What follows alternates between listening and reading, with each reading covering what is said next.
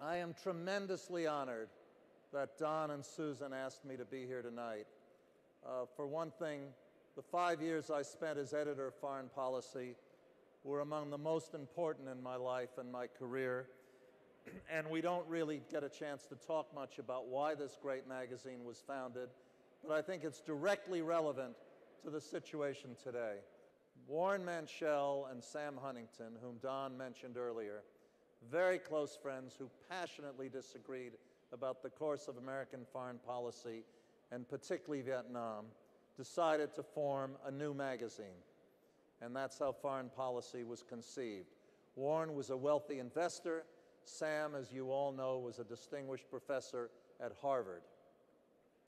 And they believed in promoting dialogue even among people who disagreed violently. They decided to create this new magazine to debate the big issues, Vietnam and beyond, and they called it Foreign Policy because they wanted to emphasize that it was about our policies, not simply these articles I mentioned earlier. This magazine would have a new shape, literally and figuratively. That fall, in the fall of 1969, Sam Huntington called me. I didn't know him, but he called and he said that he wanted me to consider being the first editor of this new magazine. I was at the Woodrow Wilson School at Princeton, and it was an intriguing offer, but I had already made a commitment to the government to go to Morocco as Peace Corps director, so I recommended a very dear friend of mine named John Campbell as the first editor. He had entered the Foreign Service with me, a brilliant man, and he took over. Now, you know, life rarely offers you an opportunity to do the same thing twice, but a tragic series of events led to my becoming the editor. In 1970 and 71, John Campbell set out to create this magazine with Warren Manchell and Sam Huntington. And you go back and look at those issues and you'll see a lot of names of people who later became very prominent. And John Campbell, at the age of 31, suddenly died of thyroid cancer that was undiagnosed. I remember that day so vividly because I was in Nepal visiting the Peace Corps operations there as part of my learning about the Peace Corps. I was in Morocco at that time, and I got a call from his widow, and she asked if I could come back. And I came back to New York and spoke at the funeral, and then afterwards Sam and Warren asked me if I could reconsider the magazine.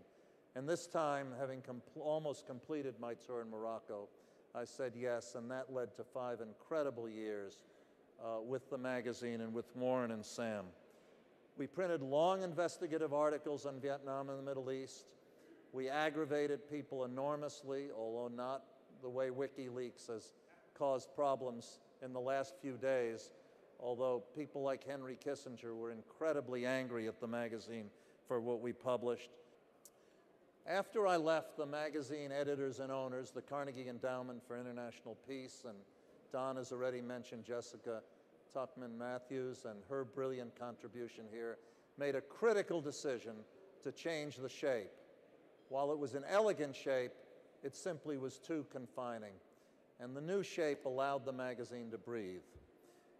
And today, after 2 superb editors, Moise and Susan, you have what you have today, a magazine which has outgrown any of the dreams that we had 40 years ago, a magazine which has become a benchmark with a website and a visionary new leader in Don Graham, who was so far-sighted to acquire it.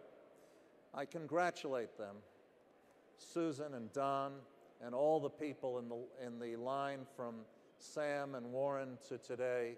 I'm honored to be here, Susan, Don. I'm honored to be a small part of this terrific evening. Thank you very much.